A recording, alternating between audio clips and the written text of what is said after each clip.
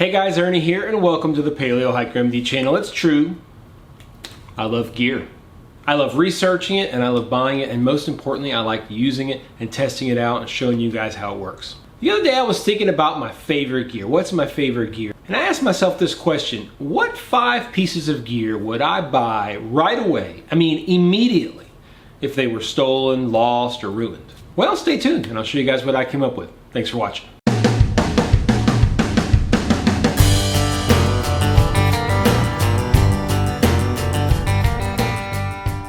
So how did I come up with my list? Well, that's pretty simple. What gear would I miss the most if I lost it? It's not about the price, it's not about the brand, it's about the function. What do I use the most? Well, the first is, actually, hold on. It's right here. The Thermarest ZC.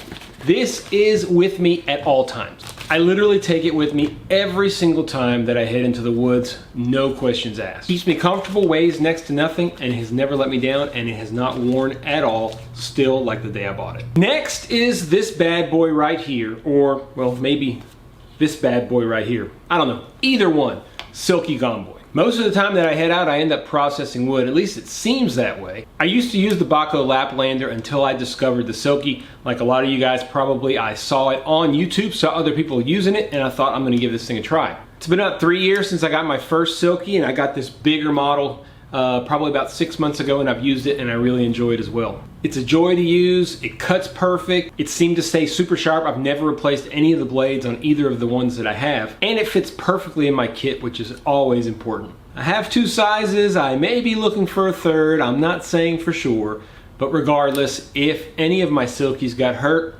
I'd probably pick up a new one pretty quickly. I've got quite a few different stoves, and if you follow the channel much, you know that I love checking out new stoves and testing them out.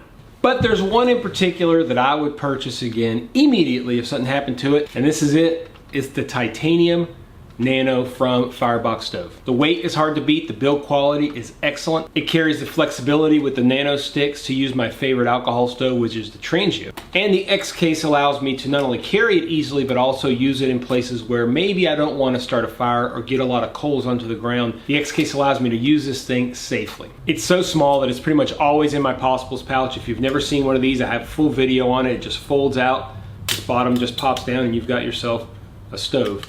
Put it back, just put that in, fold it up. I looked back and I've had this stove about 3 years, which means it is probably time to do a review. Watch out, because I filmed one. It'll be coming up on the channel soon. But if anything ever happened to my Titanium Nano from Firebox, I'd get a new one. Now when I got this next piece of gear, I thought, well, this is just a luxury. This is a luxury item, something I just really think is cool, and I'm gonna pick it up. It took me a long time to decide to spend the money on this titanium cook kit. This one's from Keith. You can also get a co-branded model from Heavy Cover, which a lot of people have. They're basically the same exact thing. I have a full video on whether I think it's worth it or not to buy a titanium canteen, so I'll leave a link to that down below. Obviously, if I'm saying that I would buy it immediately if something happened to it, I think it's worth the money. I don't know how else to say it. I just cannot imagine heading into the woods without this thing. I have used it to death.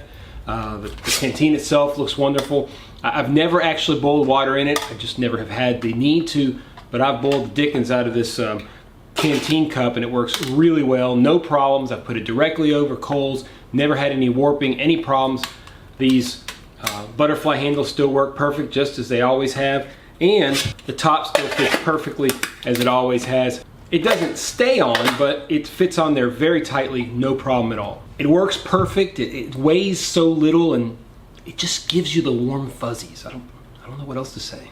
The last piece of gear that I would buy immediately if something happened to it is this. This is my Hidden Woodsman DayRuck. There are a lot of comments about, well, what makes the Hidden Woodsman so fancy? Why is everybody all up around the Hidden Woodsman? Why is his gear any better than anybody else's? In May of 2016, I purchased this DayRuck, and in January of 2019, as soon as Malcolm started making them, I bought these side pouches. I've used this pack in well over 50 videos, probably like 60 or 70 different videos here on YouTube. I've used it to travel all over the world, all over America. It's gone to Ireland, it's gone to Vancouver, up into the Smoky Mountains, up into Maine, up into Colorado, all over the place. This little guy has gone with me. Of all the gear that I have, this is by far the piece of gear that I've used the most since purchasing it. And here's the thing. It still looks brand new. Everybody always says my gear looks brand new. Look, whatever. I take good care of my gear. I clean it, I wash it. When I get back, I make sure that it looks as good as I can keep it. I have used the tar out of this thing, and it looks brand new. I've kept it super clean.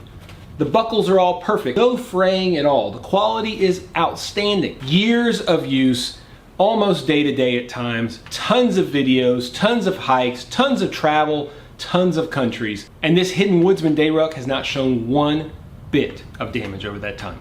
Now there is a major issue with my DayRuck, and it's not good. I mean, I hate to say this because I love this bag. The problem is that Malcolm has significantly upgraded these bags since 2016.